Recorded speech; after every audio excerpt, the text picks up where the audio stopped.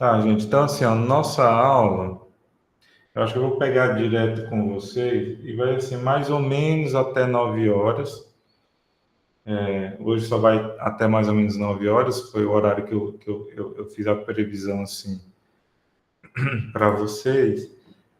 E eu vou estar mostrando uma ferramenta operando e vou apresentar alguns conceitos relacionados à inteligência artificial para vocês, em que a gente tem que ter bastante atenção quando nós vamos trabalhar com o conceito de personalizar ou capacitar, né, uma inteligência artificial, capacitar uma inteligência artificial para que ela entregue, né, para você um conteúdo personalizado.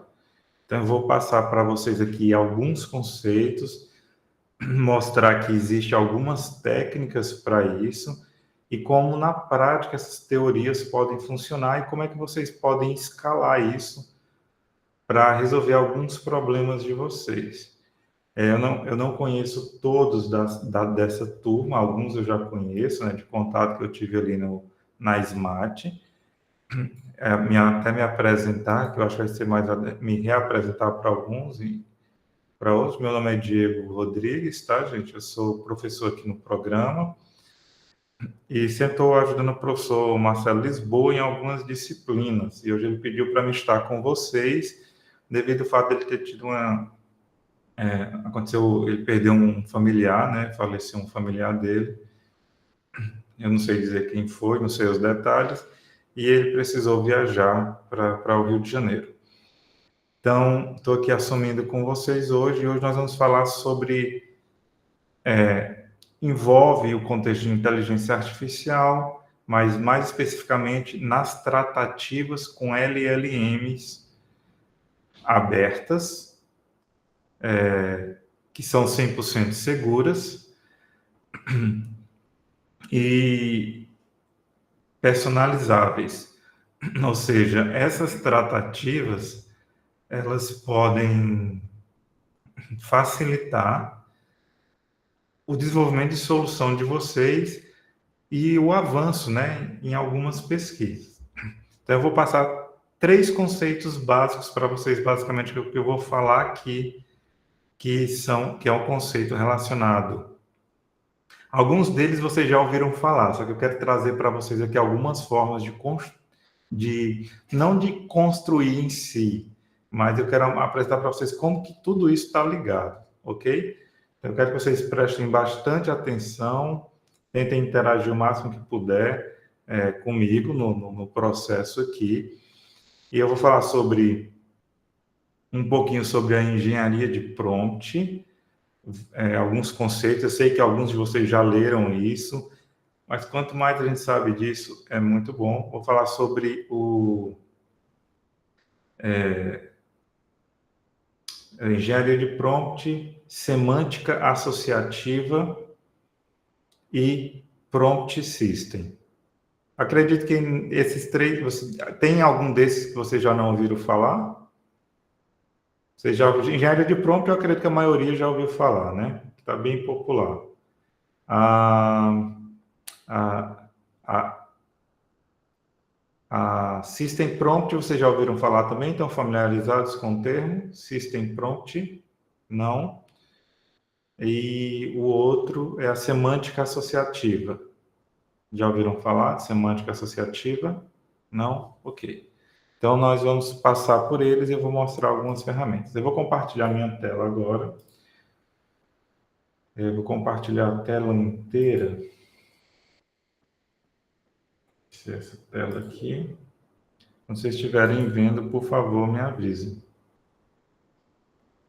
Vocês estão vendo? Vai estar aberto um software. Sim, professor, já está vendo. Ok. Sim. Na verdade, eu também tenho que abrir um navegador aqui.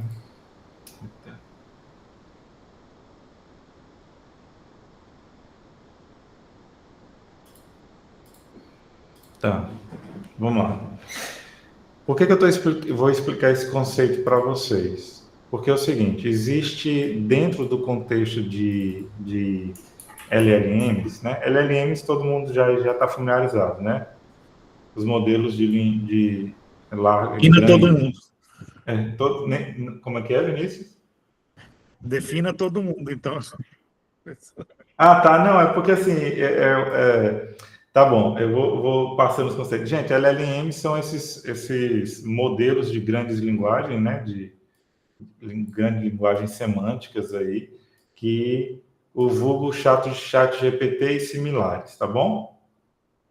Então, tá no contexto aqui de LLMs. Tá, e nesse contexto de LLMs, que a inteligência artificial cobre tudo isso aqui, né? Então, nós vamos pensar o seguinte: nesse contexto de LLMs, nós temos aqui algumas particularidades. Quais são elas principais? Primeiro, ela é limitada. Então, uma LLM, né? Ela é limitada. Por que ela é limitada? É treinada, ela é treinada para você ter um conhecimento específico para a data do último treinamento dela. Então, geralmente tem uma faixa de conhecimento que ela sabe, né? Uma LLM pura, sem ter nenhum agente ou uma programação que favoreça ela obter informações atuais, ela não consegue, porque ela foi treinada para um determinado tempo. Então, por isso que eu estou dizendo que ela é limitada. Qual que é um outro limite? Eu quero já testar vocês aqui. Qual que é um outro limite que uma LLM pode ter? Tem vários, né? Poderia dizer a janela de contexto, né? Perfeito, Nailson. Isso. Nailson, né? Então, ela tem a janela de contexto. Vou colocar aqui. Ela tem um contexto, ela tem dois tipos de contexto. Ela tem um contexto de entrada, né? E o contexto de saída. Vocês sabiam disso? Ela tem dois tipos de contexto, de entrada e de saída. Por quê? Quando você digita alguma coisa para um LLM, ela transforma toda aquela cadeia de caracteres de texto em tokens. Então, tem tokens de entrada, tokens de saída. Qualquer LLM dessas populares aí, por exemplo, ChatGPT, as da Anthropic, eu não queria falar de DeepSeek, mas vou falar só para não dizer que eu estou com preconceito com ela, mas eu não gosto dela, não. DeepSeek, entre outros modelos que tem, o custo do contexto de entrada é mais barato do que o contexto de saída. Ou seja, o valor que você paga, o valor que ela paga ali. Tem toda uma série de questão de processo. E as LLMs de raciocínio, aquelas que projeta um resultado, depois ela reavalia aquele resultado para entregar um resultado melhor, ela processa mais, então ela tem mais tokens para processar e o custo disso acaba sendo muito alto, tá? Muito alto para você, que dependendo do seu caso, que você possa utilizar, ou para quem está lhe fornecendo o serviço. É por isso que eles vendem créditos para a gente e colocam limites, né? Para eles controlarem os custos. Mas vamos lá, tem mais um limite, principalmente dentro do contexto aí do judiciário. Ele tem um limite aqui que eu gostaria que vocês falassem também. Qual é a outra limitação que ela tem? Ela não tem privacidade, né? Tudo que ela sabe, você pode perguntar. Não tem privacidade. Vou colocar assim, sem segurança. Não tem segurança. Exatamente, não tem segurança.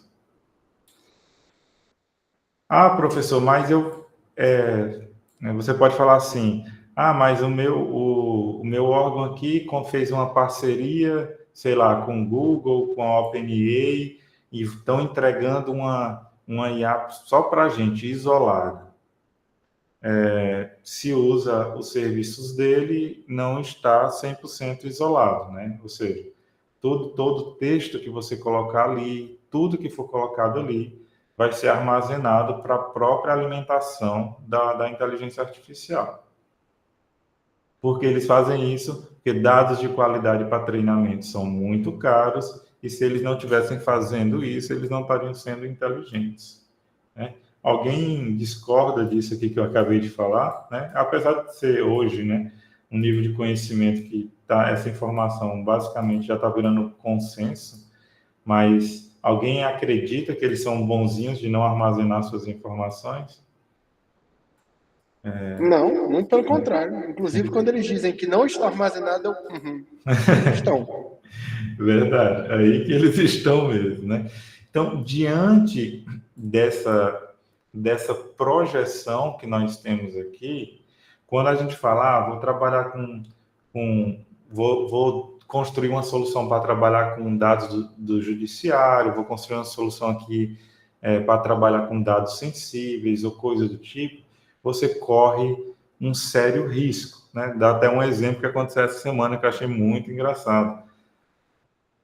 O meu irmão é advogado, né, e professor da Universidade da Unitins, e ele, um aluno meu mandou essa mensagem aqui. Na mensagem estava dizendo assim, nós desenvolvemos uma inteligência artificial para ajudar a auxiliar o advogado a fazer isso. Ele me mostrou, eu vi o vídeo, sabe, aquela maior propaganda bonita. Aí eu perguntei, qual que é a inteligência artificial que eles estão usando? Ele falou, ele falou que eles desenvolveram. Eu falei, não, então isso aí não existe. Porque não existe nenhuma, deixa eu olhar no relógio, até 10 minutos atrás, não existia nenhuma inteligência artificial 100% brasileira. Eles fazem forks ou seja, cópias, e fazem treinamentos com dados brasileiros, né? Na melhor das hipóteses, isso.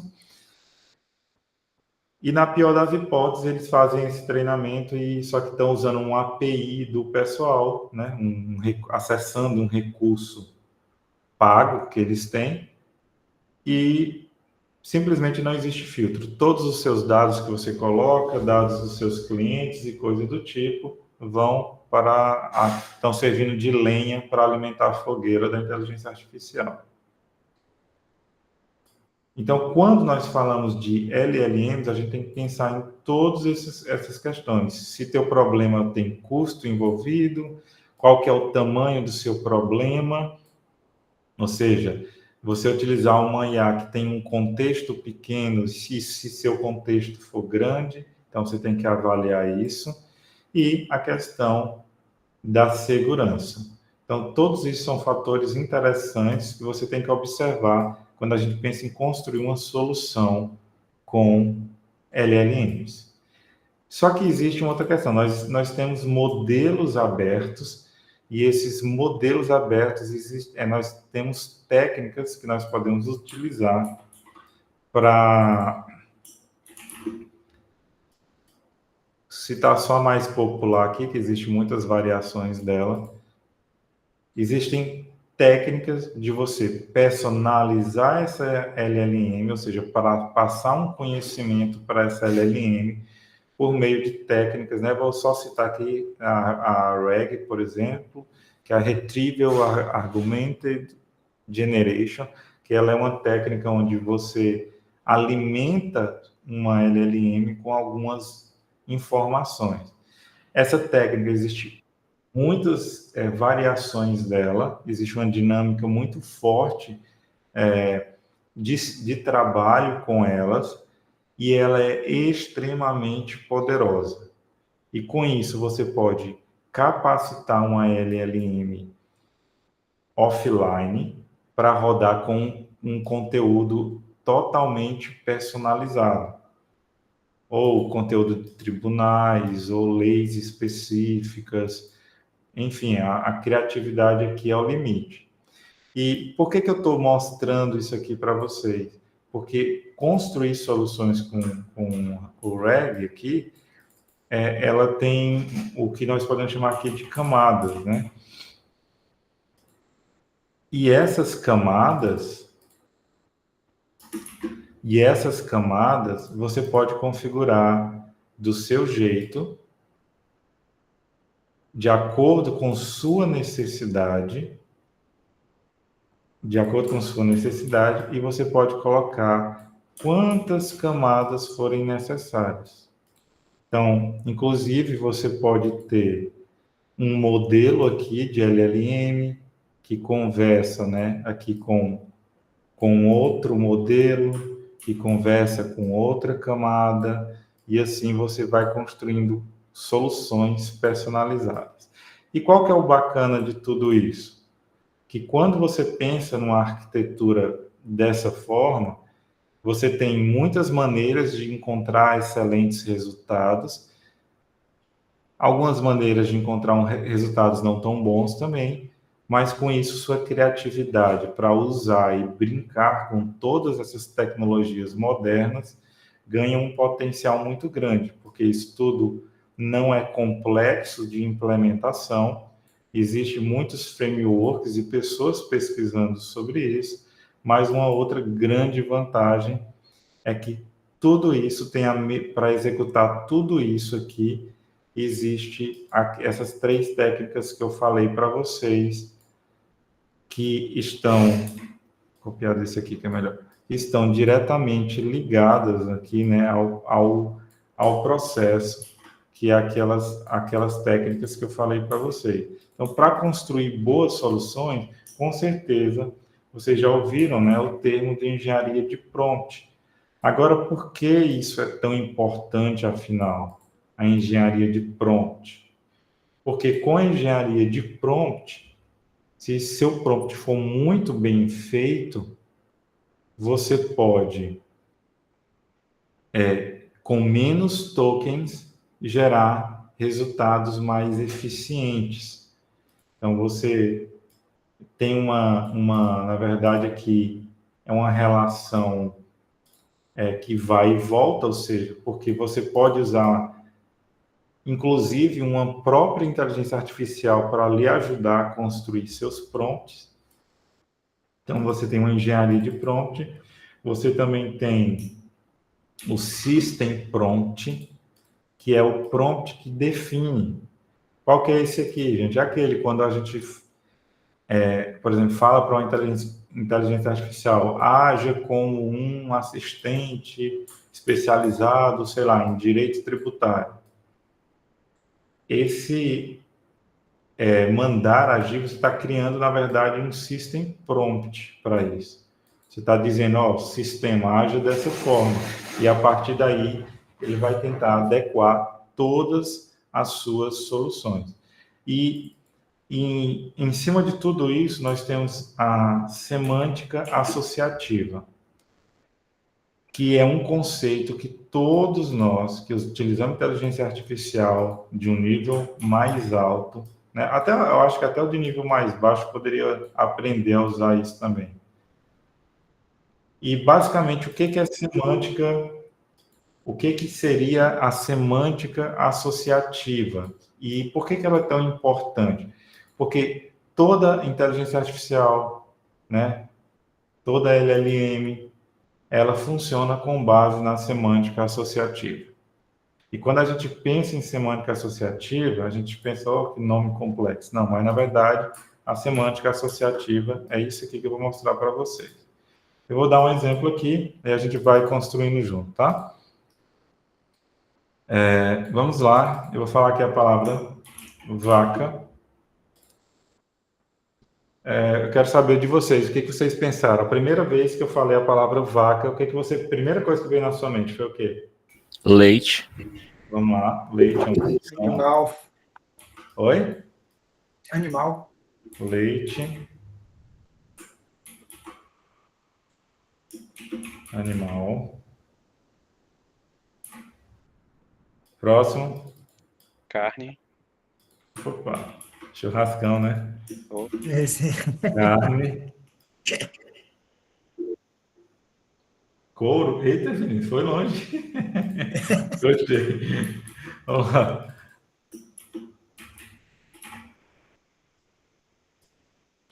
Vamos lá. Alguém pensou em mais alguma coisa? Não? Vamos lá, já é bem baixando a palavra.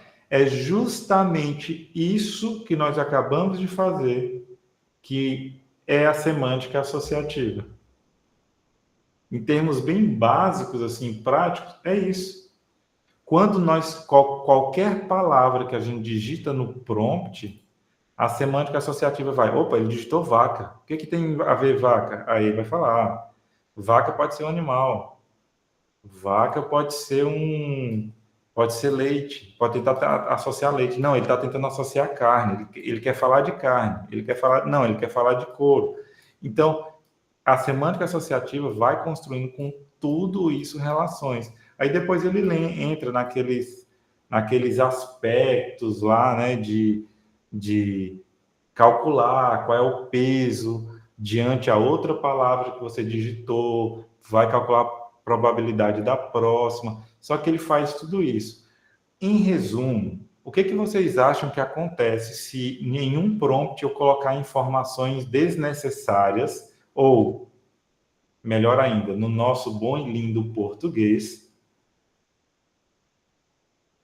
informações dúbias?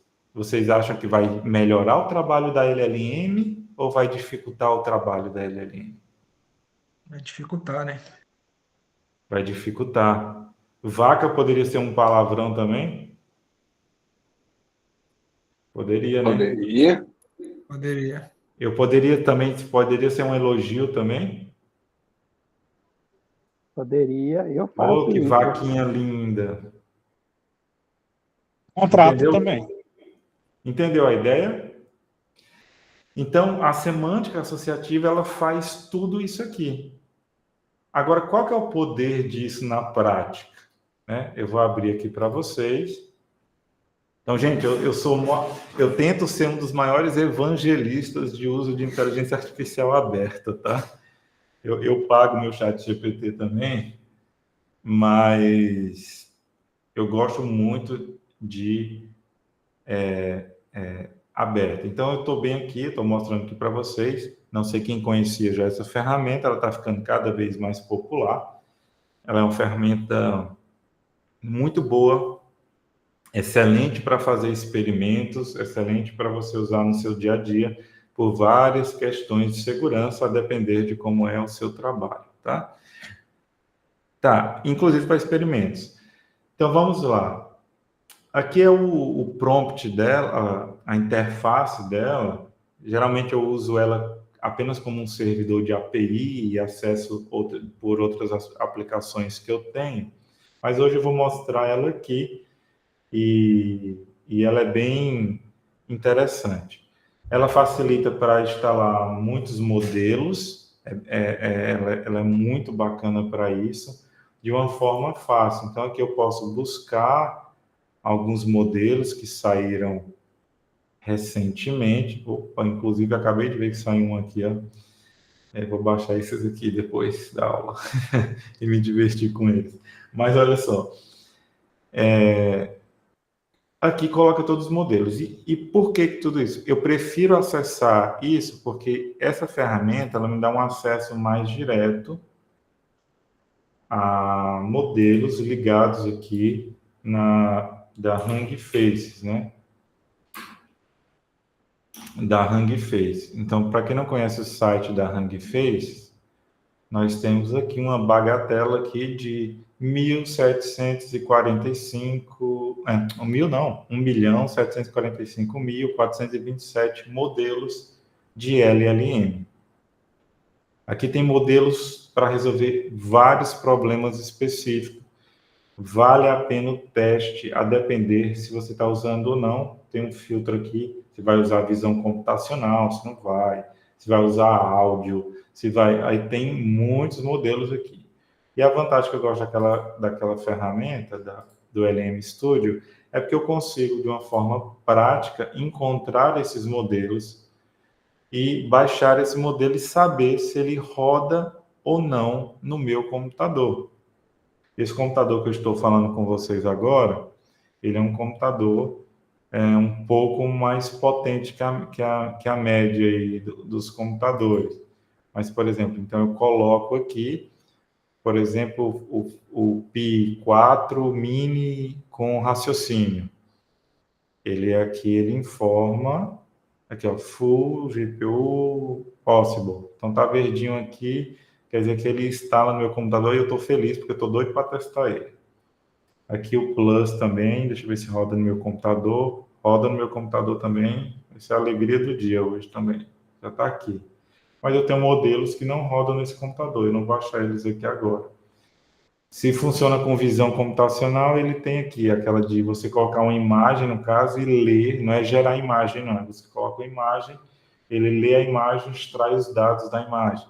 Enfim, tem muitos modelos aqui. Infelizmente, eu não posso baixar todos, né? Mas eu tenho alguns aqui que eu vou fazendo testes e separando alguns para mim. Eu posso ativar a API nele. E aqui eu vou mostrar para vocês um uso. Então, primeiro, qual que é o uso que eu vou mostrar? Nós vamos ter que entender que quando a gente desenvolve soluções com inteligência artificial, nem todos os modelos servem para nós. E tamanho não quer dizer que ele seja o melhor possível para você. Existem muitos modelos pequenos que resolvem muitos problemas. Então, quando a gente fala que eu vou apagar essa parte aqui, né? Está gravada mesmo. Quando a gente fala em construir uma solução que envolve LLMs, que tem todos esses aspectos, você pode criar solução que tem várias camadas. Por exemplo, você pode dar entrada num processo, extrair as informações que você quer, e você pode usar inteligência artificial em todos esses processos. O legal das abertas é que você não precisa. A legal das abertas é que você não precisa utilizar o mesmo modelo para você tentar resolver tudo. Então, quando eu coloquei aqui camadas, é porque você pode criar camadas com várias inteligências artificiais diferentes para você obter o melhor resultado possível. E ferramentas como essa deixam mais factível você realizar alguns desses testes. Eu vou dar um exemplo para vocês aqui dos principais aspectos que eu abordei aqui com vocês. Por exemplo, eu tenho aqui eu carreguei um modelo que se chama CodeLlama. Ele é da Llama, né? É uma especialidade da Llama para codificação e nela em Python, né? Especialidade em Python. Vou dar um exemplo para você. Oi. E ele me respondeu num formato de código. Vocês notaram isso, né? Deu um oi aqui. Vou dar um exemplo. Somar 2 números. E ele também me deu um código, né? Lista de compras. Ele me mostrou uma lista de compras. Deixa eu pensar em uma outra coisa aqui. Sei lá. Números da Mega Sena aí, professor, vai ser certo. Não, ele não vai conhecer esse contexto de Mega Sena, né? O contexto é só de programação. Deixa eu... Tô pensando aqui no... Função para sortear... sortear 7 números aleatórios. É de 0 a 60, né? Isso. De 1 a 60. Não, é de 1? Uhum. Não sabia, não.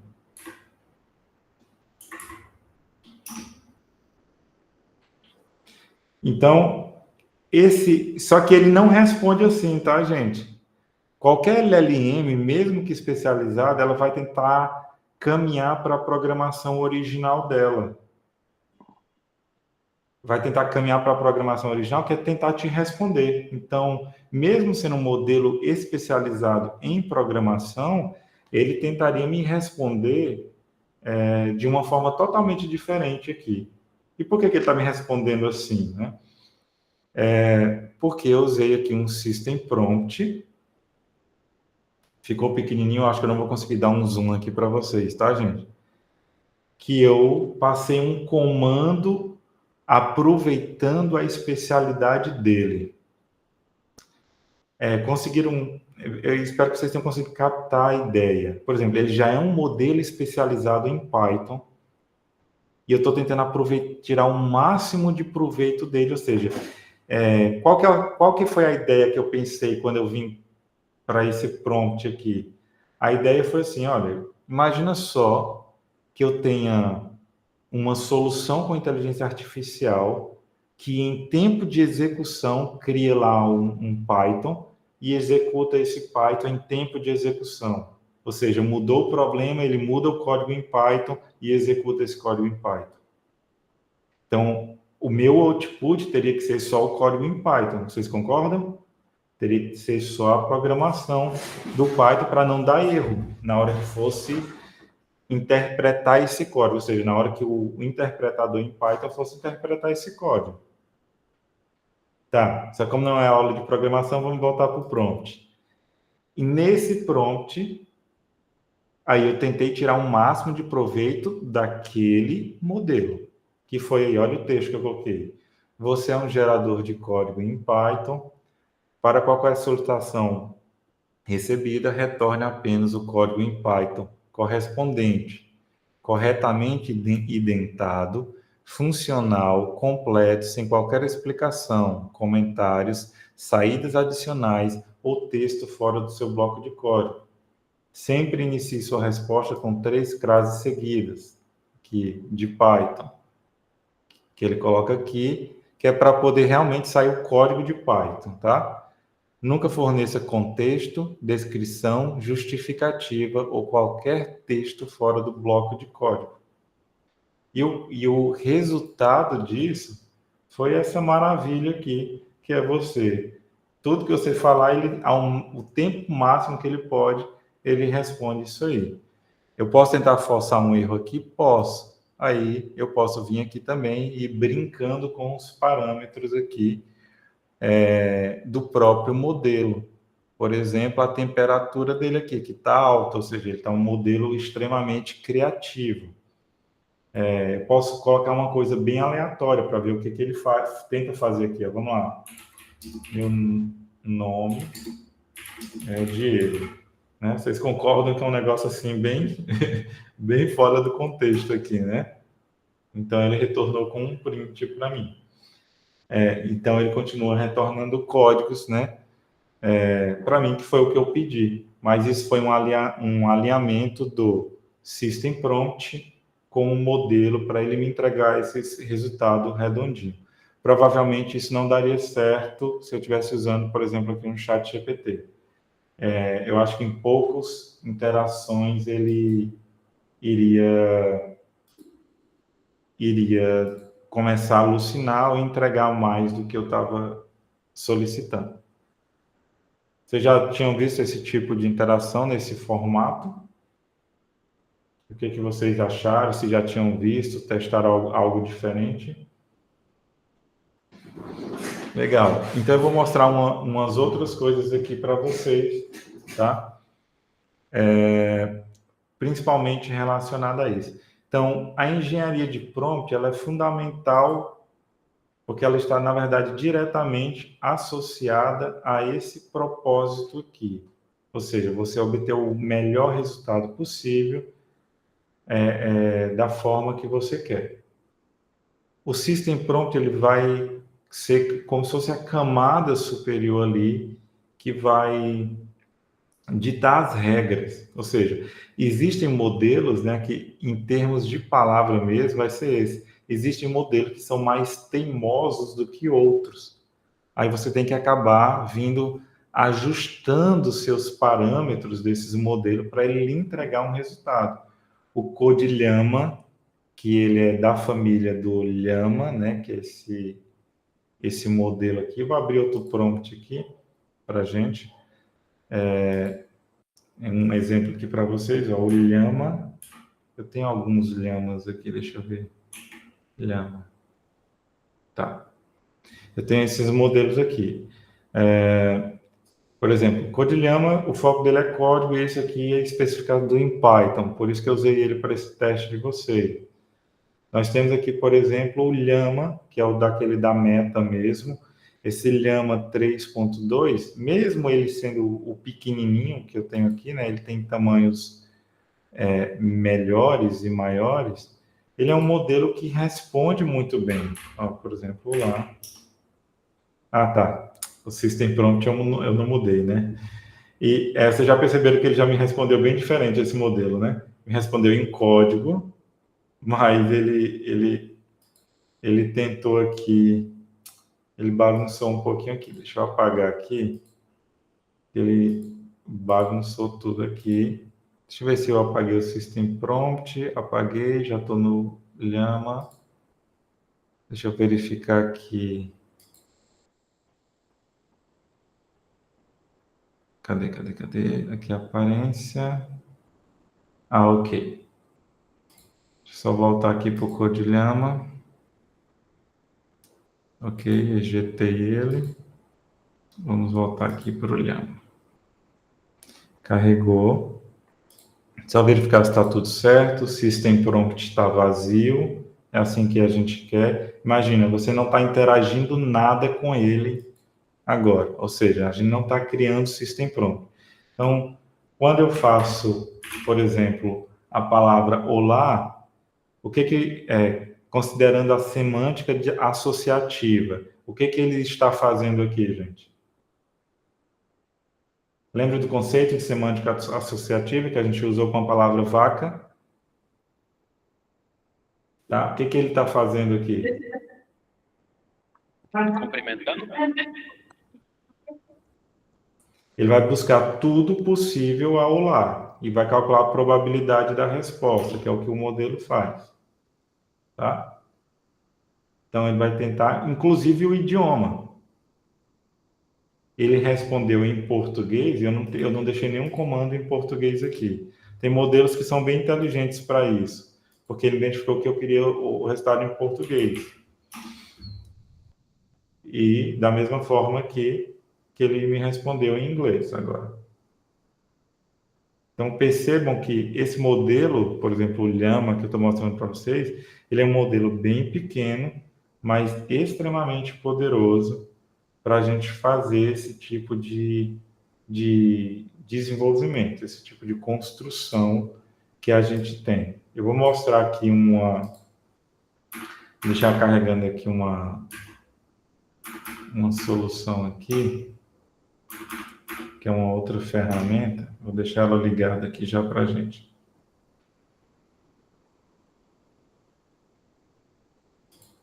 Tá. Então, o que você pode fazer com isso? Qual que é a ideia aqui?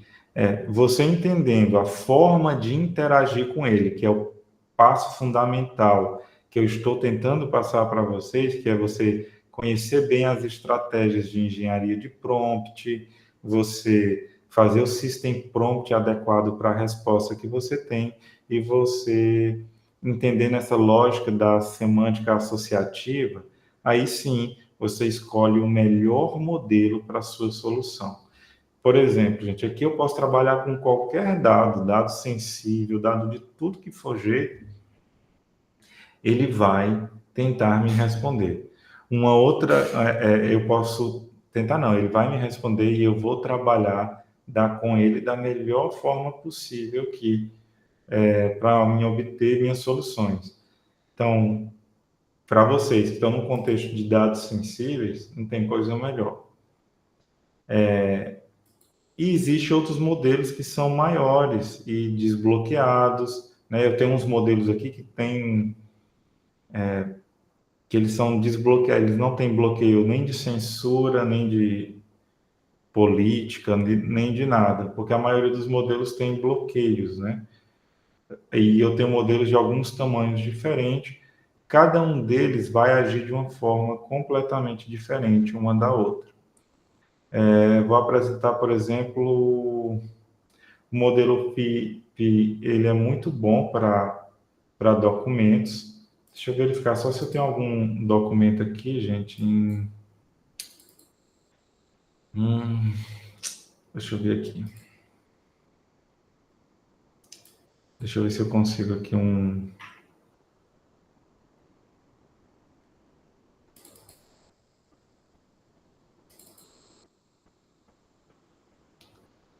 Deixa eu ver se eu pego aqui.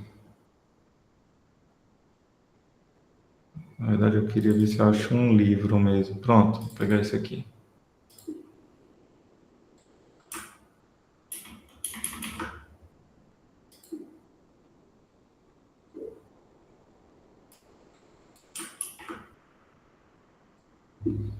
Eu vou pegar aqui algumas coisas para vocês verem e entenderem como funciona. A primeira coisa que a gente vai testar vai ser bem no ao vivo mesmo aqui, tá, gente?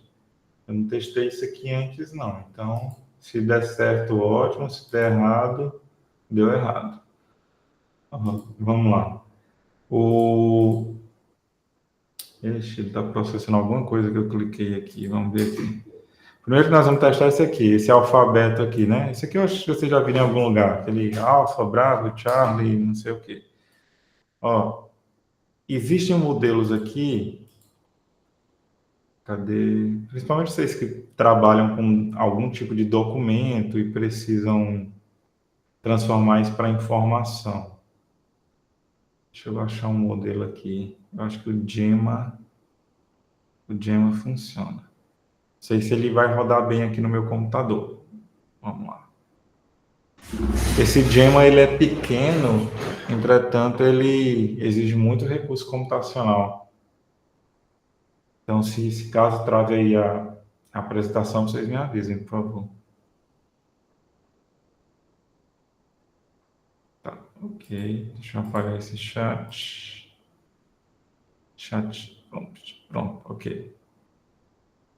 Eu vou anexar a imagem.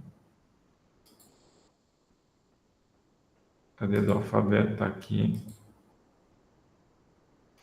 E a engenharia de prompt funciona a partir daqui. Eu posso dizer o que eu quero dessa imagem,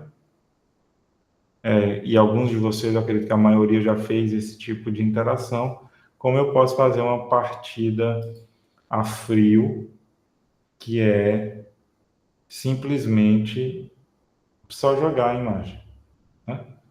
Então, é uma das formas de interagir com o modelo. Primeiro, você saber o que ele está lhe mostrando, depois você construindo sua solução com isso. Então, percebam que ele leu, assim, a meu ver, ele leu certinho, né? Ele tinha só o alfabeto lá, né? E ele foi aí do A até o Z. E leu a imagem corretamente.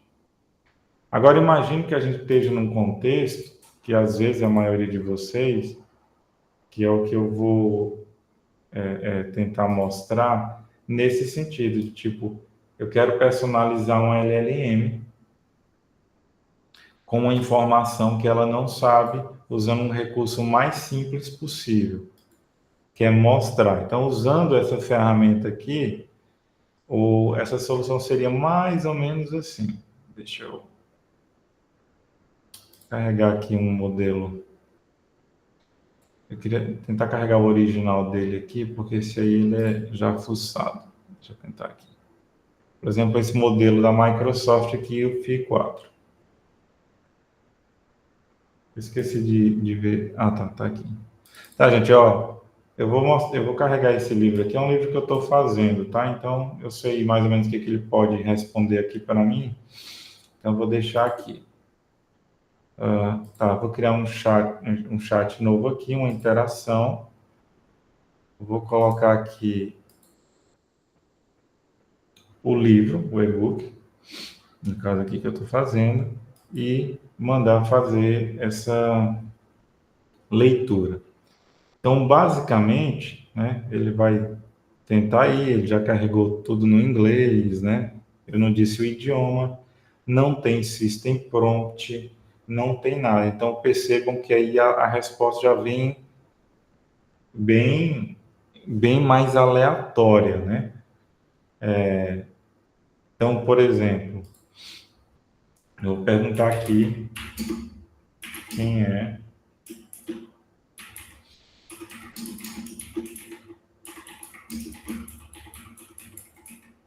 para saber se ele consegue pegar essas informações do texto.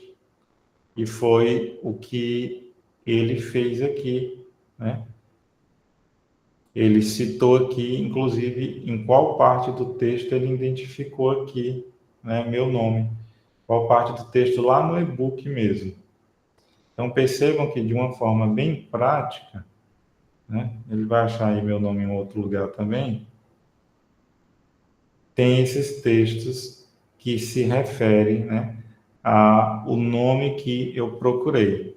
Né? Claro, eu não tenho zero pingo de fama, então se eu perguntar para qualquer modelo quem sou eu, ele vai falar que não conhece, né? Então, para vocês entenderem que de forma bem simples ele personaliza. E o que ele fez por trás aqui, olha? Ele carregou o modelo e carregou também um embed, né, de texto aqui. Então, existem formas, né, de, através dessas ferramentas, a gente personalizar essa forma, né? No caso, ela está funcionando ali com essa forma, digamos assim, padrão, básica, né?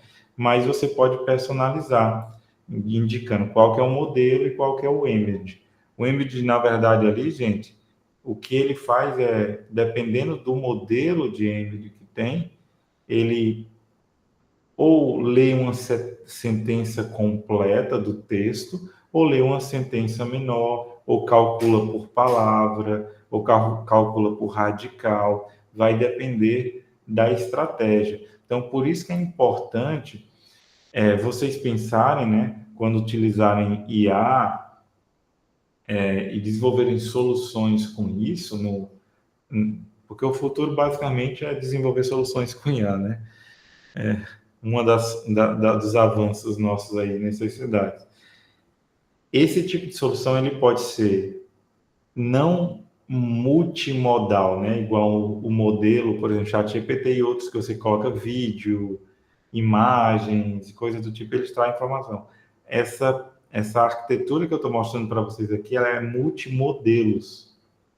Você pode usar vários modelos diferentes para obter resultados melhores.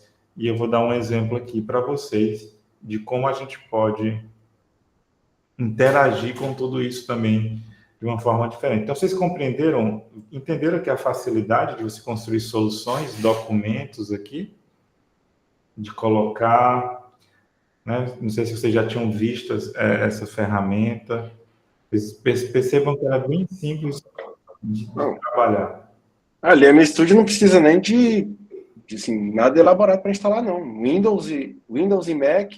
Tranquilo. E Linux também. Aqui estou no Linux também, mas não vou nem assustar a galera que não está ambientado com Linux. Windows e Mac. E se você tiver, posso dizer porque eu tenho, né, à disposição. Se você tiver um Mac com esses novos processadores, você roda, funciona bem, né? Muito bem. Então, por exemplo, aí tem uma outra interface aqui que eu quero mostrar para vocês, que vocês conseguem personalizar mais ainda essas soluções. Porque aqui ele lhe entrega uma interface simples, mas existe uma solução. Deixa eu ver aqui. Que é essa aqui, que é o... Qual que é essa aqui? Deixa eu lembrar o nome dela, é o OpenWeb UI, que é esse aqui. Tem esse nomezinho aqui. Ela é de código aberto, open source. Então, quando forem desenvolver as soluções, ela é muito boa.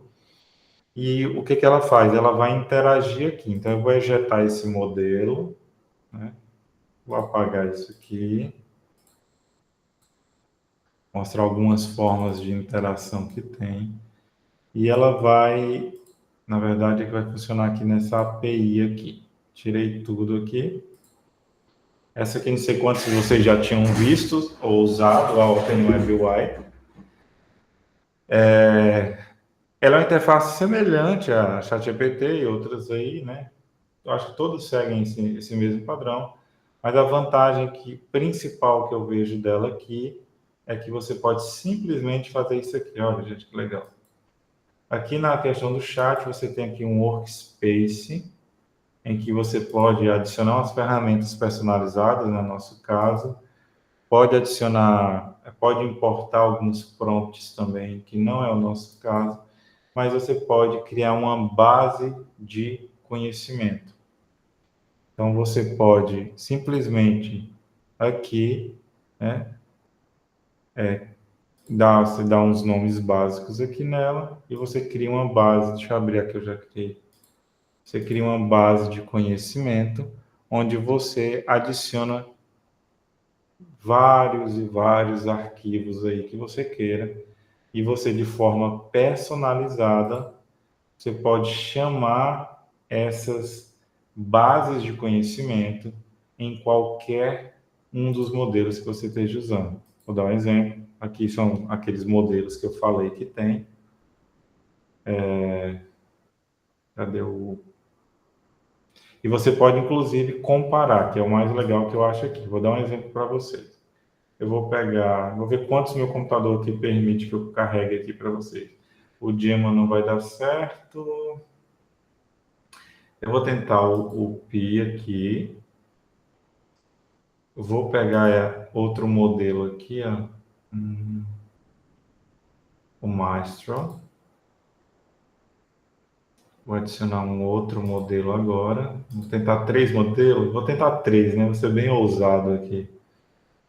Deixa eu ver um outro que eu tenho aqui pequeno, que estou cheio de modelo grande. O Granite aqui da IBM. Pronto. Beleza. Aqui eu tenho algumas configurações semelhantes àqueles outros. Tenho o System Prompt, por exemplo, aqui. Ó. Haja como assistente pessoal.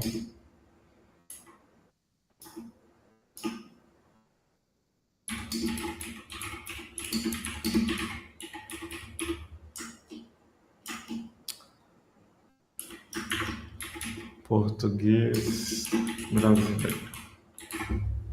Pronto.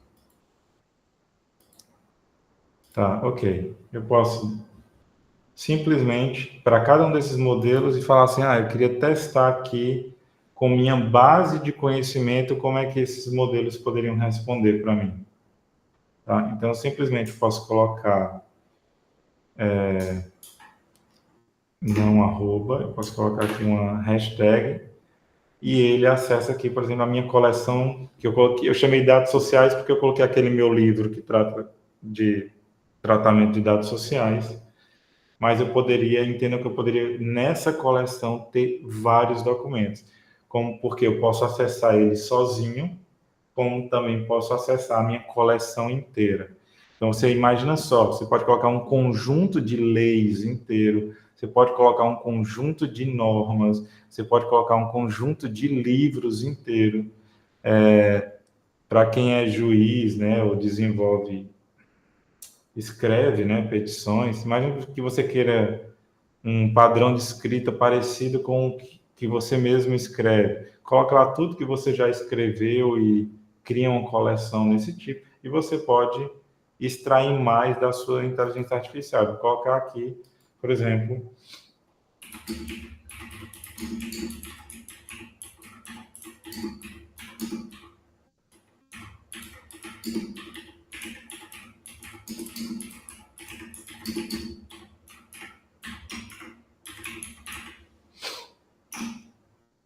então ele já deu erro em alguns, porque o modelo não conseguiu ler que o outro está de memória mesmo, porque ele não carregou aqui, aí eu tenho que olhar.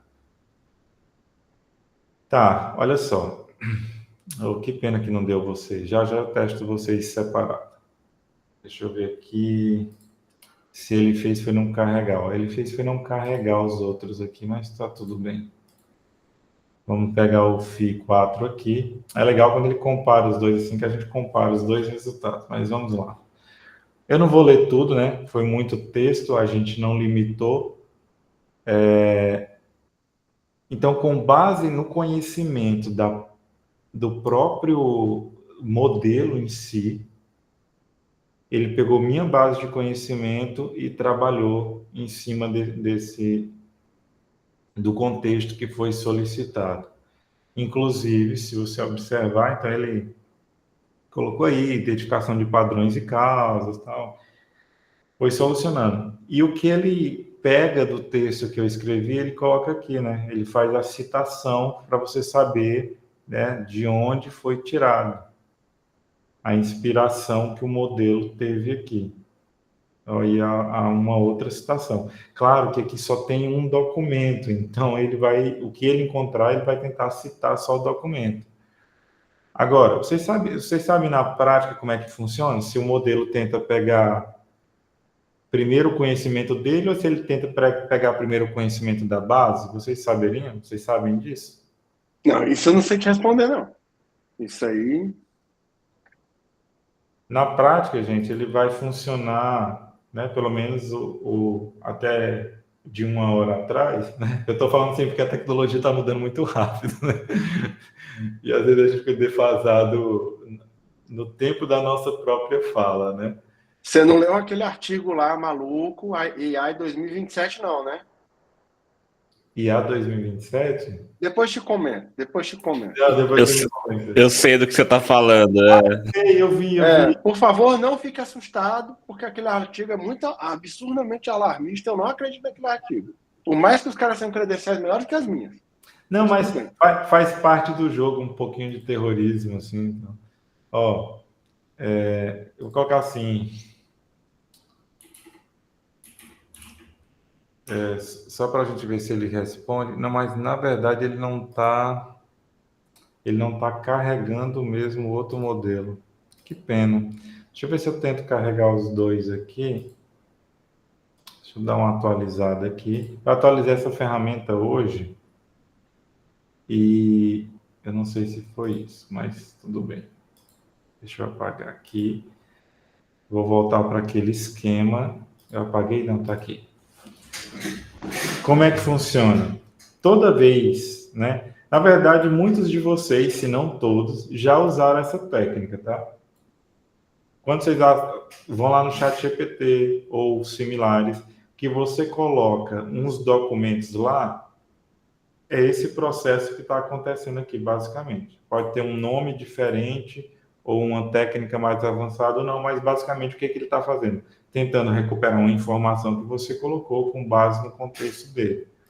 Na prática, esse modelo ele vai funcionar, essa estratégia funciona assim. Primeiro, ele pega da base de conhecimento. Da base de conhecimento, aí vai depender da estratégia. Então, ele tenta primeiro buscar da base de conhecimento que ele tem. Caso ele não ache essa base de conhecimento, ele tenta uma outra alternativa que é os dados dele. E assim vai por diante. O que os agentes de IA estão fazendo agora? Os agentes de IA, quando você... Até o ChatGPT, antes você tinha que dizer, quando você queria que buscasse alguma coisa na internet, você tinha que clicar lá na opção, né? Buscar na internet. Percebam que hoje, mesmo ainda tendo esses botões lá, se você perguntar, ele vai buscar na internet. Porque alguns dos modelos dele já estão programados para, se não achar a resposta, ele ativa um mecanismo que vai buscar essa informação onde ele estiver. Então, quando a gente... deixa eu só verificar o recurso aqui para ver se eu consigo carregar de fato dois modelos. Eu tenho aqui... Eu vou ejetar ele. Eu vou diminuir aqui para me ver os dois ao mesmo tempo. Para ver se ele carrega aqui, tá, gente? Espera só um pouquinho. Deixar assim. Eu vou carregar aqui... Carregar dois modelos pequenos. Vou carregar esse Dolphin Llama 8B. E vou carregar o Maestro 7B. E vou só dar um oi primeiro. Pronto, aqui ele carregou os dois. Está carregando ali. Ave Maria, que oi grande. E eu não sei nem que idioma é esse aqui, mas tudo bem. Botou alemão, meteu um alemão aí pra você, meu amigo. Foi. Colocou um alemão aqui para mim. Tudo bem, eu só falei oi, né? Mas faz parte do processo, né? Vamos colocar aqui agora a base de conhecimento. Na verdade, vamos ver aquele teste do nome, né? Que eu falei para vocês. Vou tirar aqui sem base de conhecimento. Vou perguntar aqui.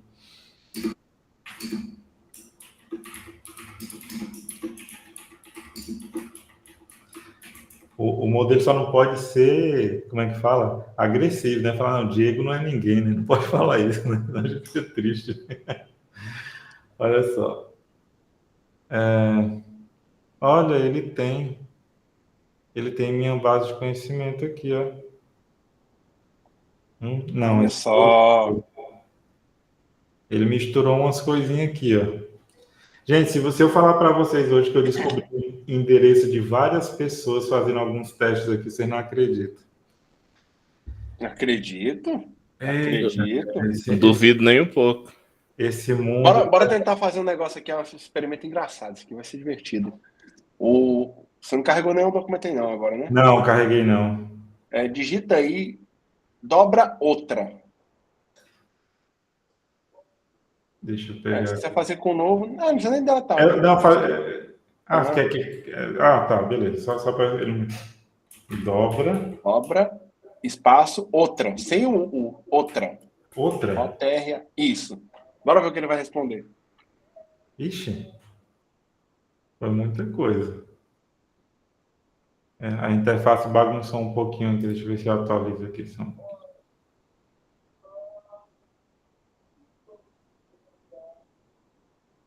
Ó, o Dolphin não conseguiu responder nada. Eu descobri esses dias que tem um jeito de quebrar um brasileiro quebrar qualquer russo. Deixar ele maluco. Achando que você fala russo perfeito. Dobra outra. Bom dia em algumas regiões da Rússia, assim.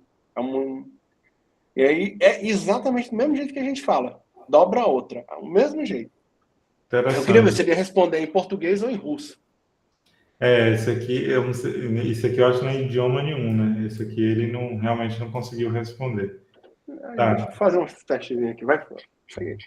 Enfim, então o que acontece, gente? Aqui eu não estou conseguindo fazer esse teste com esses multimodelos, mas só para vocês terem uma ideia que existem modelos próprios para isso. Por exemplo, para documentos, para coisa desse tipo. Tem até uma série no meu canal que eu estou fazendo, tá, gente?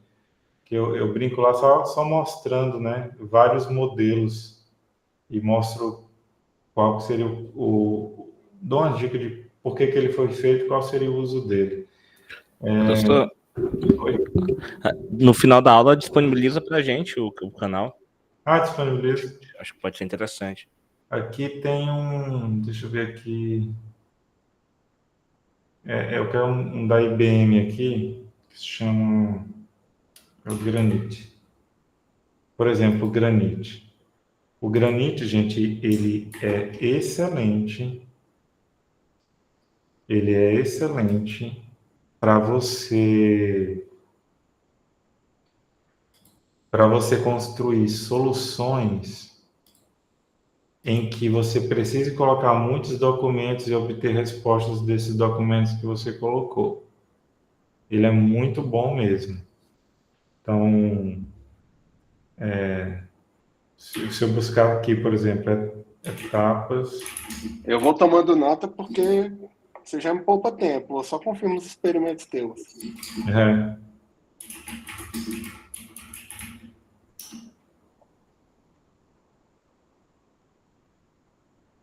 Eu vou dar um exemplo para vocês desse tipo de resultado aqui que eu coloquei. Coloquei etapas para o tratamento de dados sociais. Esse é um método que eu tenho lá nesse livro que eu estou fazendo, né? Então, por exemplo, aqui ele pegou, né? Ele colocou, claro, que escrito da forma dele aqui, mas pegou da minha base de conhecimento e a precisão dele é muito boa. Eu não sei se a Alex está nessa turma. Tô aqui. Daí, Alex. Depois, Alex, seria interessante até você compartilhar também aquela questão daqueles experimentos que você fez, aquele artigo. Sim. Com a diferença de modelos. Foi se puder, brutal. pode compartilhar a sua fala aí, por favor. Foi assim, a gente, no caso, construiu um projeto que envolvia a análise das emendas dos julgamentos no Tribunal de Justiça. A gente fez um scrapping da página de jurisprudência do TJ, onde ele buscava ali o que tratava do Ministério Público. E aí, em cima desse scrapping das emendas, dos processos, a gente, no caso, aplicou tanto o Llama quanto o FI4 da Microsoft para verificar se eles respondiam, se cabia recurso para o Ministério Público e se, no caso, qual era a fundamentação. O modelo do Llama levou 6 horas para processar, o FI4 levou 14 minutos. Isso para 100 emendas, 100 processos, análise de 100 processos. No meu caso, eu não usei o Granite, primeiro porque eu estava usando pelo Hugging Face o Colab, e aí o Granite não está no Hugging Face lá. Outra questão também que eu não me esforcei mais para ir atrás do Granite, como o Diego mencionou, que a recomendação dele é a construção dessas bases em arquivos, que ele é muito bom. E eu tinha um arquivo com tudo, um JSON com tudo já, com todas as emendas dos processos. E aí a gente comparou o desempenho das duas e a assertividade também do FI4 da Microsoft, além de ser um modelo mais enxuto, menor, foi bem superior, enquanto um teve 56% de acerto, o outro teve 68%, mas a gente tem que entender que também a base era pequena, né? 100 emendas, ele ali foi bem enxutinho e era dizer só tem... E aí tem outra questão até que eu conversando com analistas ministeriais lá no MP também, a gente chegou a essa conclusão, essa visão. Ele até fala que sim, que tem recurso, mas dentro do direito você tem uma pancada de tipo de recurso. Então, tinha a hora que ele falava assim, por exemplo, sim, o recurso é cabível, mas aí ele trazia uma situação que, na verdade, ali ele dava uma alucinada. Exemplo, no direito tem uma situação que chama, um tipo recursal que chama recurso em sentido estrito. E aí ele falava, não, é recurso provisório. Aí ele inventava essa situação. Ele acertou que cabia o recurso, ele acertou até o artigo, só que aí ele vai lá e fala o nome incorreto. Então, a questão da análise humana, até foi uma das questões do resultado, que a análise humana é sempre necessária nesse processo. Mas o desempenho do FI4, que o Diego, no caso, orientou na hora, que eu estava fazendo sempre em cima do Llama 3. Estava tudo baseado no Llama 3, no modelo. E aí, na hora que implementou com o FI4, o negócio deu um salto gigantesco, a disparidade enorme. Um teve 1.800 segundos, mais ou menos 14 minutos de processamento, o outro teve 24 mil segundos, aí dá 6 horas e poucos minutos na hora que a gente foi processar. Obrigado, Alex, por compartilhar. Então, pessoal, o conhecimento em cima da construção dessas arquiteturas são muito importantes. A exemplo aí que está na tela de vocês, por exemplo, nessa interface, ele cita até qual é a página da correspondência que ele achou do texto, entendeu? Então, por exemplo, dá uma porcentagem de relevância e e qual página encontrou. Então, quando a gente constrói uma arquitetura pensando em todos esses aspectos, o seu resultado é muito melhor. Eu poderia ainda melhorar esse resultado? Poderia. Claro, usando o quê? Uma engenharia de prompt mais adequada, um system prompt mais adequado, que aqui a gente está sem, né? Só mostrei para vocês qual que é a importância dele e a gente fez aquele teste. E com isso a gente consegue controlar, né? Controlar no bom sentido, os resultados que a LLM entrega, para ela não lhe entregar qualquer coisa ou lhe entregar lixo, né? Então, por exemplo, até para explicar para vocês, na AGU, eu tenho um projeto que eu trabalho com a AGU que semanalmente, eu trabalho com umas 16 bases de dados deles lá. Envolve cobrança extrajudicial relacionada aos grandes devedores da União. Então, por exemplo, todas as semanas a gente tinha que ir lá, e às vezes altera o nome de campo, às vezes altera uma coisa, e tem uma dinâmica muito rápida, muito viva, os dados dele. E toda semana eu tinha que manualmente perder um tempo comparando documento, comparando, essa tem essas colunas, não tem essas colunas saíram, essas não saíram, porque os dados não são entregues, né? Tudo bonitinho, estruturado, documentado, né?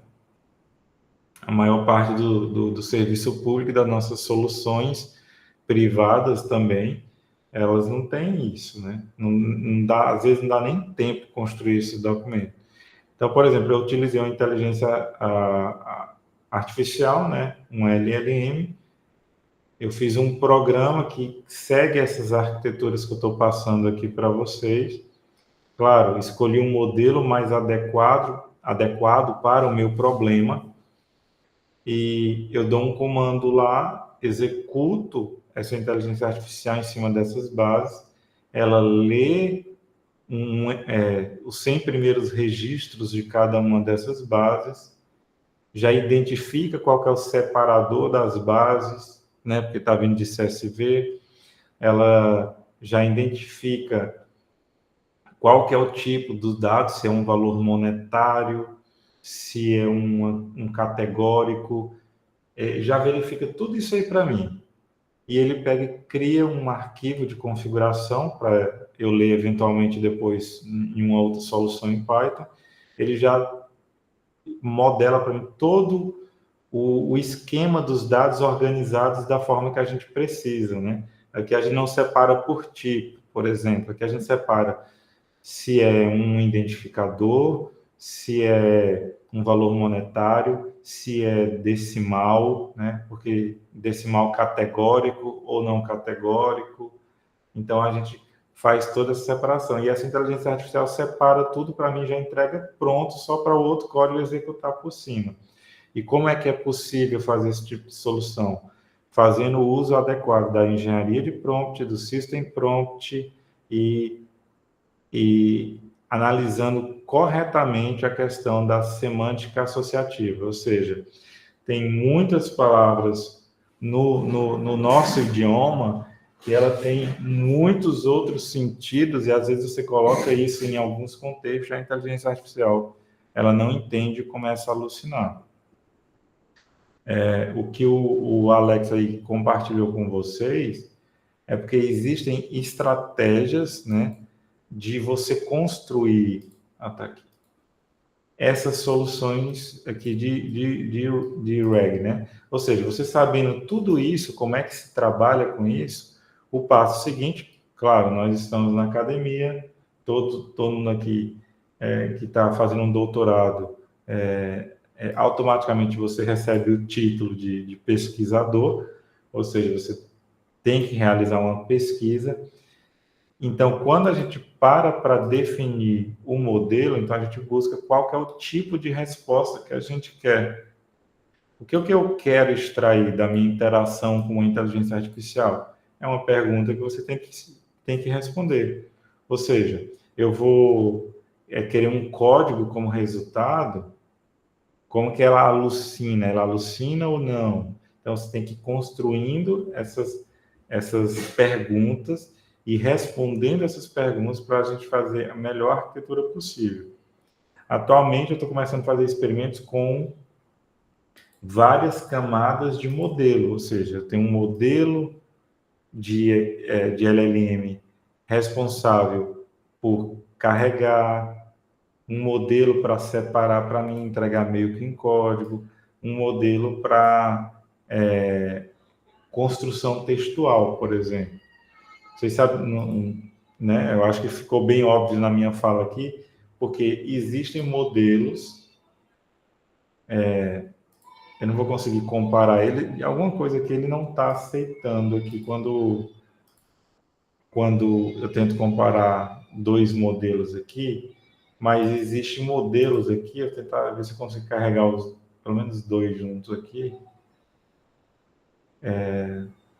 O Llama é um bom, ele escreve bem também. O Mistral, ele é muito bom para você controlar o resultado que sai disso. Aí vai ter vários modelos, mas vocês têm que entender que eles têm particularidades. Por exemplo,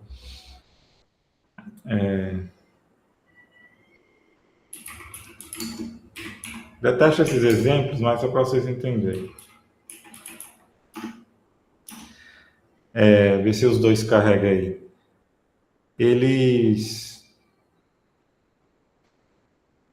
Existem modelos que é mais adequado para produção textual, existem modelos que ele é melhor para interpretação do que você coloca como contexto de entrada.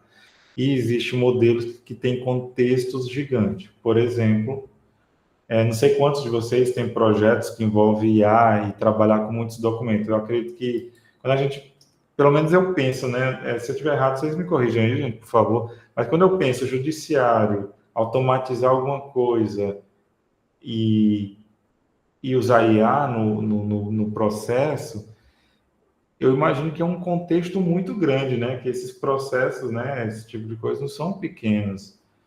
Pelo menos assim eu imagino, né? Então, por exemplo, nós temos modelos que têm uma capacidade gigante de carregar grandes contextos. Não sei se vocês sabem, o Gemma da Google, ele basicamente consegue carregar, gente, quase 50 livros. Ele é muito grande o contexto dele. Professor, Oi. Thiago aqui, boa noite. Boa noite, Thiago. Você já pegou alguma base que ele consiga, por exemplo, dentro do arquivo PDF, ele tem a imagem. Certo. Por exemplo, a imagem de um documento de uma CNH. Certo. Para ele conseguir trazer essa informação? Sim, inclusive eu tenho um projeto recente com isso, com a Universidade de Portugal, lá na Universidade do Minho. O que acontece, Thiago?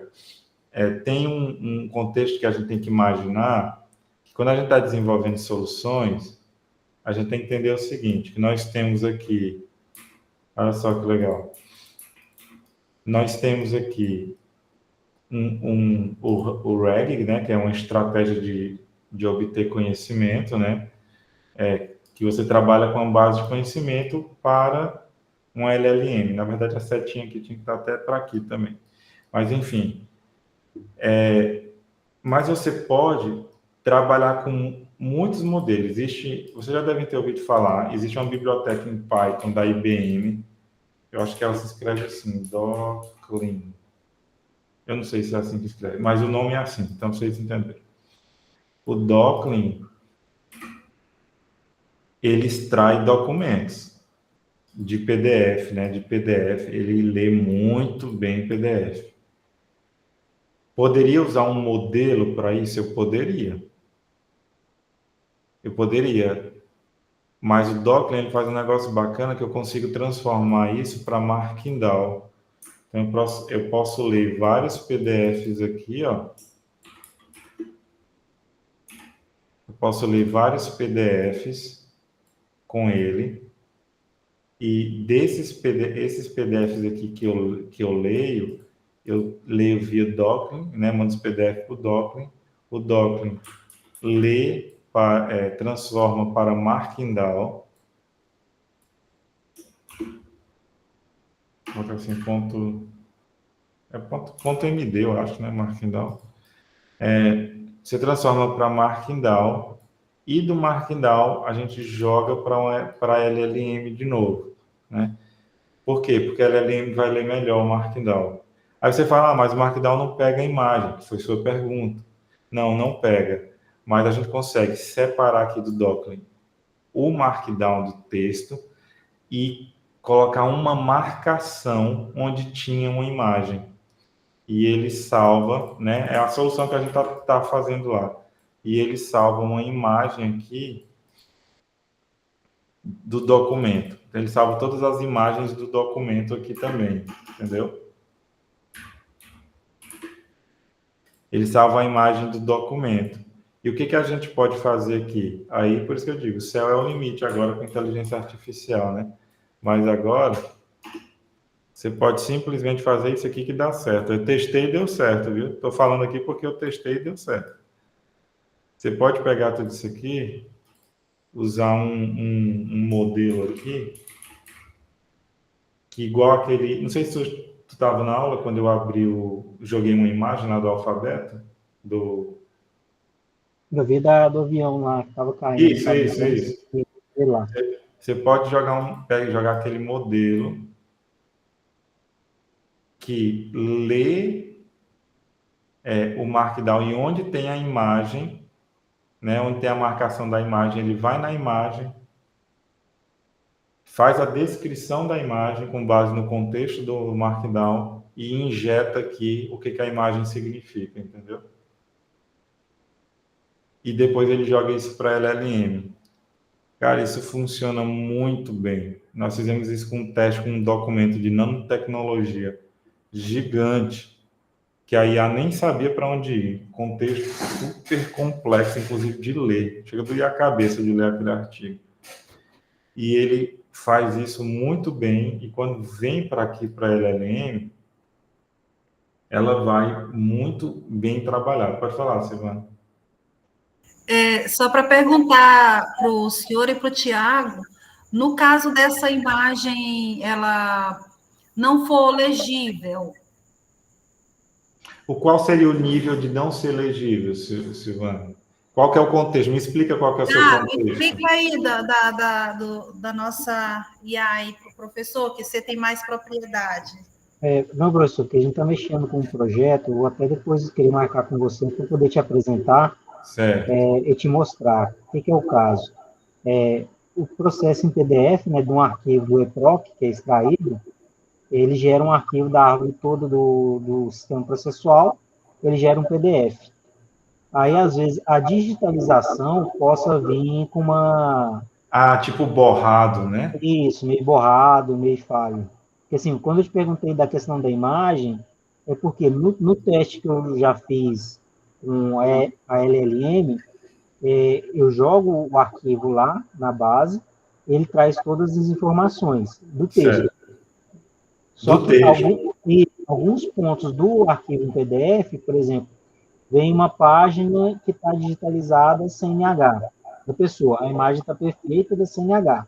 E dentro do próprio EPROC, na exportação desse PDF, a marcação das páginas são eventos que ficam em cima do canto esquerdo, tagueado de amarelo, que parece, como ele não consegue trazer, dá a entender também que são imagens.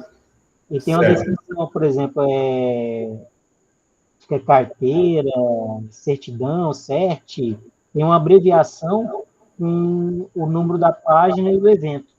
Aí dá a entender que essas duas informações do documento da pessoa é uma imagem, dentro do PDF ele não consegue buscar esses dados, e essa informação dos eventos do EPROC, que é uma página amarela, uma tagzinha, uma marcação no canto superior esquerdo do processo, fica amarelo, como se fosse uma imagem também. Ele, na hora que você coloca alguma informação para ele buscar em qual página que está, ele não traz o evento, ele traz aí a página certinha do processo ali que está, mas desse evento e o que seria de dentro do EPROC, para você localizar, está na própria página lá, e não consegue pegar essa informação. Certo. Tá. Uma dica, não sei se vai ser viável para vocês, mas a dica que eu dou é primeiro você tentar fazer ela multicamadas, esse seu problema de extração dos dados dessa imagem. Existem modelos que são melhores para extrair o conteúdo textual de uma imagem. E existem modelos que ele realmente tenta ler a imagem de uma forma assim bem legal. Eu indicaria você tentar usar um desses modelos aqui. Deixa eu pegar até da lista dos que eu já tenho para eu não errar aqui. Esse modelo, eu fiz um teste com vários raios-x e o resultado foi muito bom.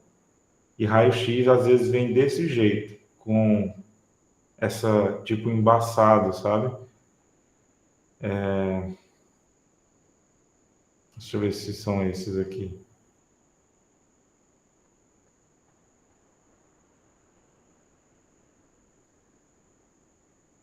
Acho que vai ser esse mesmo. Eu não sei o que tu tem de hardware aí para tu tentar, mas tem o Gemma a partir do 3B, se eu não me engano. Aí ele tem o 12B e tem esse 27B. Você tenta algum deles. Ele é muito bom para ler imagem. Então, você pode colocar uma imagem difícil de ler e pedir para ele te dizer o que tem na imagem.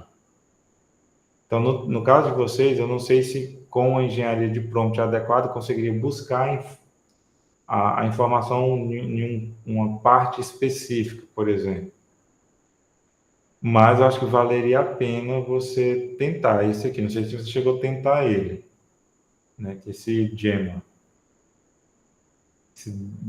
3, né? Ele é muito... Estou anotando aqui, estou abrindo o meu aqui para ver qual que eu estava usando. Que eu até cheguei numa outra máquina que eu estou transferindo, configurando, que ela tem um processamento maior. Certo. Aí estava até já vendo a questão de rodar uma outra. Eu estava off aqui uns minutinhos, desculpa interromper. No caso, vocês estão querendo escanear documentos atrás de algum documento com formato específico? É um documento escaneado, só que ele vem embaçado a imagem. Ah, tá. Aí um outro que poderia tentar, deixa eu ver aqui, eu acho que ele não vai estar disponível aqui.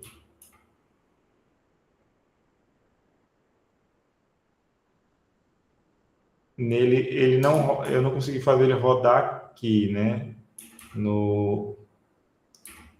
Pronto, aqui ele. Que é esse aqui, ó.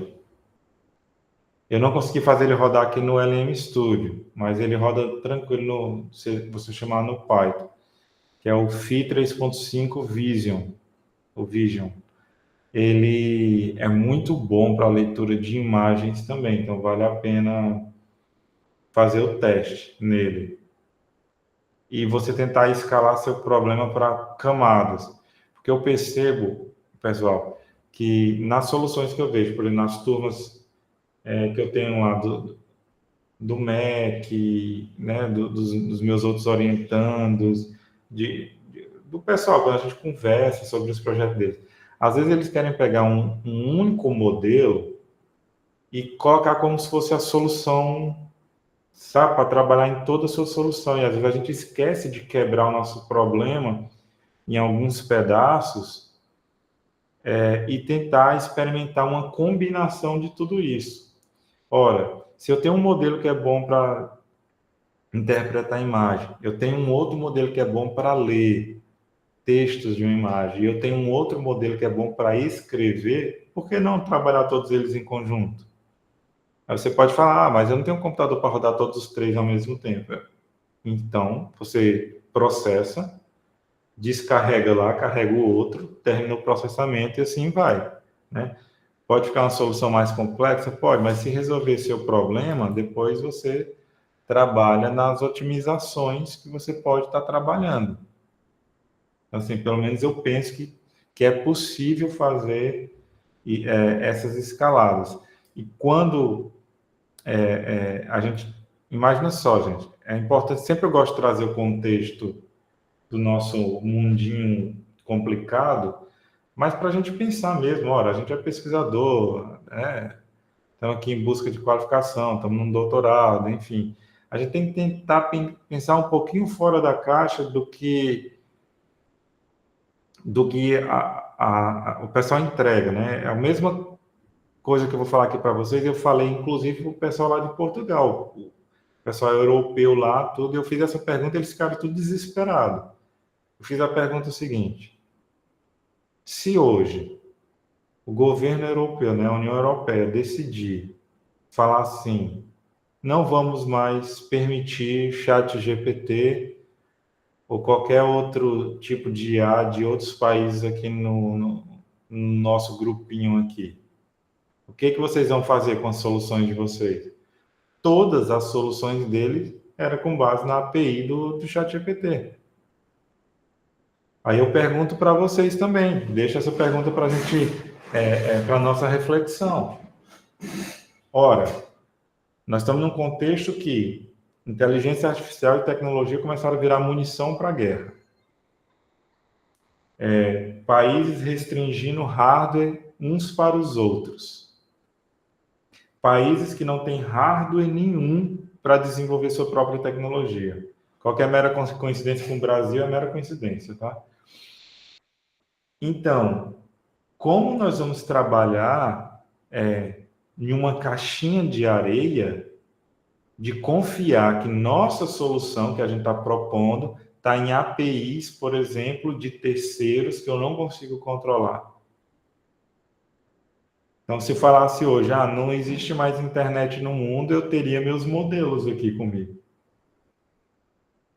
Né? Poderia... De última, a gente pega os artigos, de última, não pode nem mais rodar o modelo, tem que ser seu, vai lá, pega os artigos e reimplementa no braço. Vai custar uma fortuna? Vai, mas dá.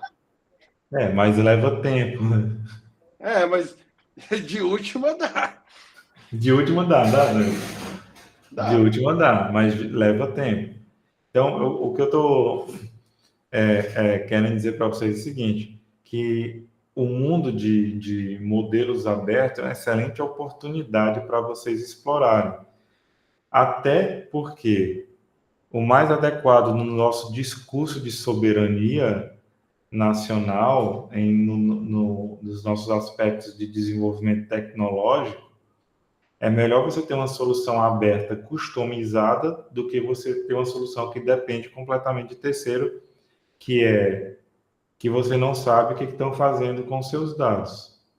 Então, eu gosto de prezar muito pela segurança e pela qualidade, enfim, que a gente pode trazer para o nosso desenvolvimento tecnológico, para o nosso país, de uma forma segura. Então, para mim, não tem nada melhor do que o open source para isso. Então, vocês vão perceber que esses modelos abertos, às vezes, ele não é tão bom, tão charmoso quanto esses outros, mas se vocês perceberem, por exemplo, quando a gente pega um chat GPT da vida, deixa eu pegar aqui. Você pega aqui um chat GPT da vida, você vai perceber, né? Eu acredito que nem todos percebam, porque nem todos são da área de computação. Mas você vai perceber que a cada lançamento novo desses modelos, existe muito mais engenharia de software aqui do que propriamente desenvolvimento de inteligência artificial em si. Então... Na verdade, me arriscaria a dizer para toda parte de IA, o mais importante não é o modelo. O modelo, assim, eu vou falar um negócio aqui, ninguém me bata, por favor. Mas o modelo é a coisa menos importante do negócio. O modelo é a coisa mais irrelevante. O que importa é o que você faz com o modelo. E isso é história. Eu falo isso que eu vejo de visão computacional. O que é a minha parte de machine learning no meu trabalho é ridículo. Agora, o tempo que eu gasto em engenharia para fazer as aplicações que eu faço, aí estamos conversando. E é exatamente isso que você está falando. E só para complementar o que você falou de usar coisas multimodais, você está trabalhando com imagem. Nada impede, dependendo do que você está trabalhando na imagem, de você usar já as ferramentas prontas aí, o que você já tem pronto de visão computacional, de detecção de objetos, por exemplo, de OCR, para fazer pós-tratamentos que são absurdamente eficientes, absurdamente precisos. Assim, é preciso como uma faca, né? Sim. E só tem melhorando. Tem um modelo, por exemplo, de imagem, gente, deixa eu lembrar o nome dele agora, Clip. O Clip? Isso. Tem o Clip, tem o SAM, né? Para segmentação. Isso. O Clip, ele é um modelo, gente, que você pode ter lá 300 milhões de imagens lá, você falar assim, encontre Encontre o sapatinho vermelho, ele vai encontrar. Entendeu? É muito, muito interessante esses modelos. Então, explorar isso, né? Então, só corrigindo, viu, Nais? Não é o multimodal, não. É o multimodelos, tá? Que eu quis falar, tá? Sim. É porque camadas com vários modelos, eles interagindo entre si, né? Porque a maioria dos modelos que entrega resultado para a gente, né? Basicamente vão ser esses de texto, né?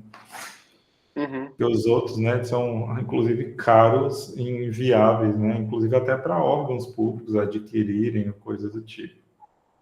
E é interessante a gente pensar dessa forma, a gente tentar pensar um pouco fora da caixinha, a gente consumir esses materiais de áreas correlatas à nossa, porque às vezes um problema que eles têm lá, a gente resolve com outra solução. Por exemplo, quando eu comentei aqui para vocês do raio-x, eu peguei várias imagens de raio-x de testes, de competições lá de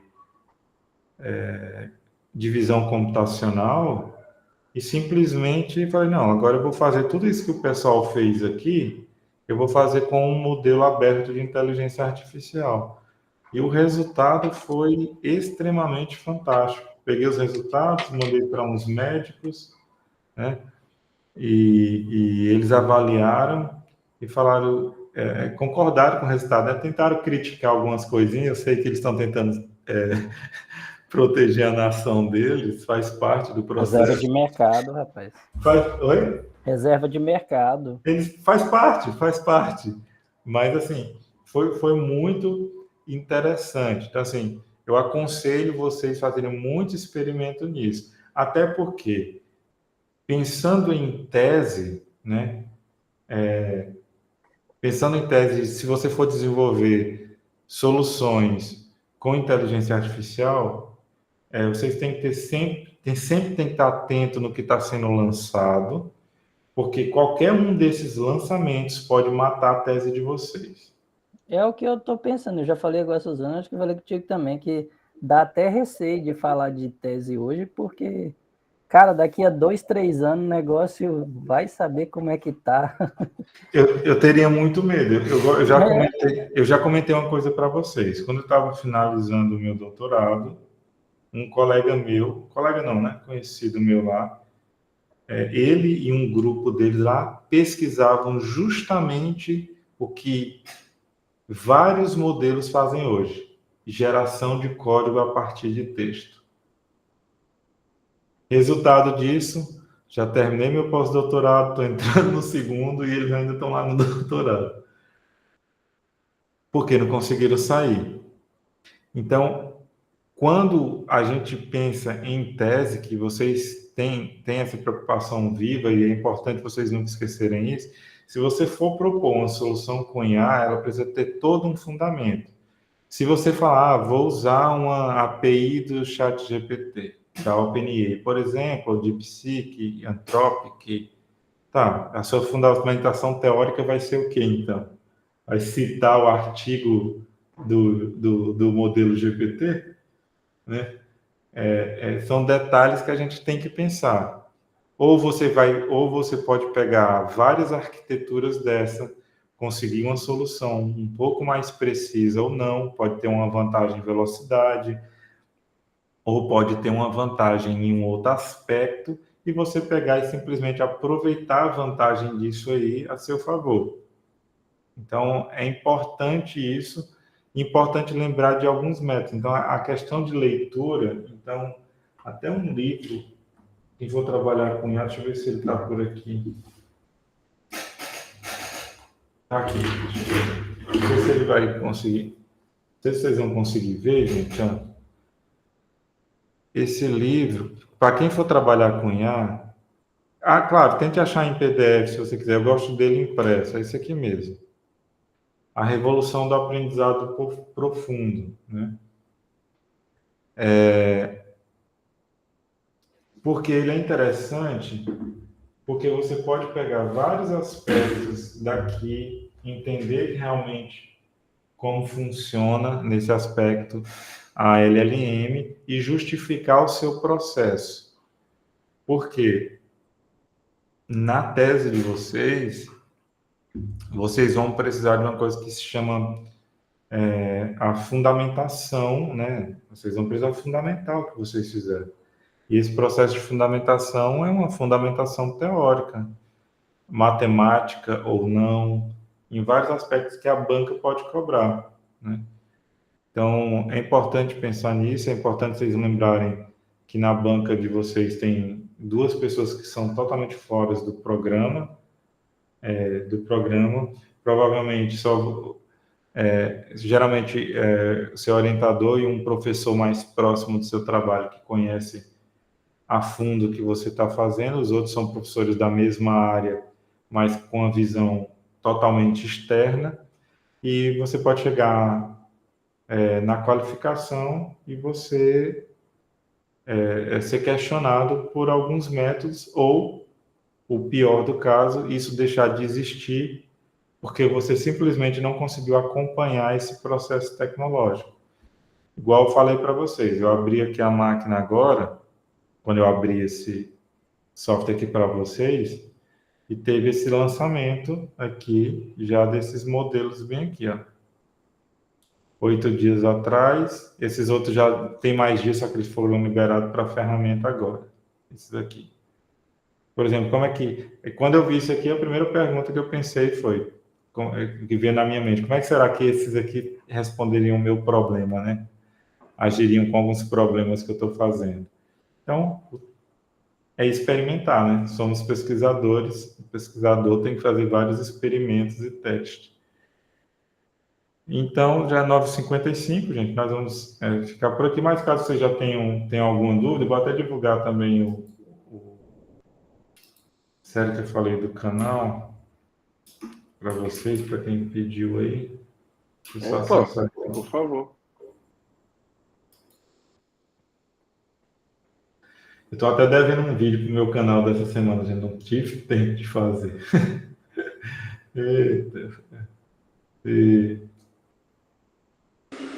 Eu coloquei o canal do Diego lá no nosso grupo do doutorado. Ah, você colocou? Obrigado, minha querida. Ah, então pronto.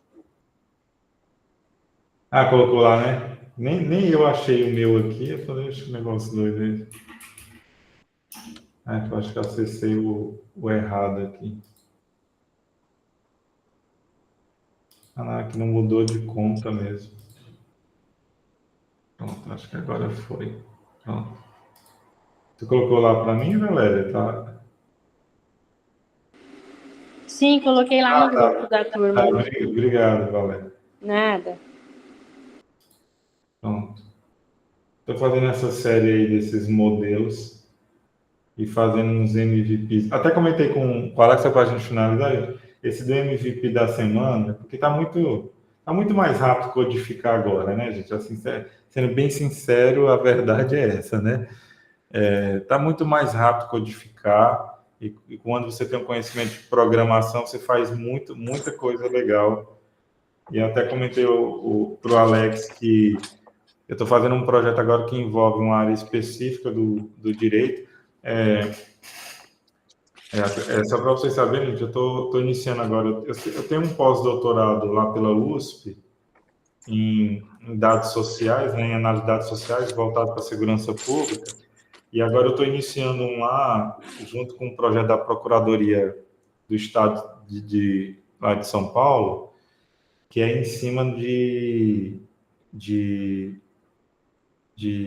inteligência jurídica, né? Em resumo, é isso, inteligência jurídica. E a gente vai iniciar uns projetos muito legais lá, em cima disso, envolve processo, envolve leitura de grandes documentos, envolve tudo isso aí. Por isso que eles inclusive falaram, Diego, estamos lhe selecionando por causa disso, né? Porque você sabe trabalhar com isso aí. Então, e lá é a mesma pegada, gente. Eles querem experimentar várias coisas, porque várias soluções que essas big techs prometeram para o judiciário brasileiro como um todo, até hoje nada foi entregue. e o que foi entregue não funcionou bem. Então, não é um problema fácil de resolver. Em muitos casos, são problemas que têm suas particularidades, sua complexidade em si, e às vezes a gente deixa isso passar, né, por uma oportunidade dessa aí. Então, eu vou deixar... essa é o que eu tinha para falar para vocês hoje. Reforcem esse... Interessante isso aí que você falou. Sim. Não, interessante o que você falou. Não, é só quero te interromper muito, mas já interrompendo. Não, pode porque perguntar. assim também. Hoje, não é nem perguntar, só complementar, porque assim, eu já estive no serviço público por 13 anos. Hoje eu estou no mercado privado, né? E eu olho assim,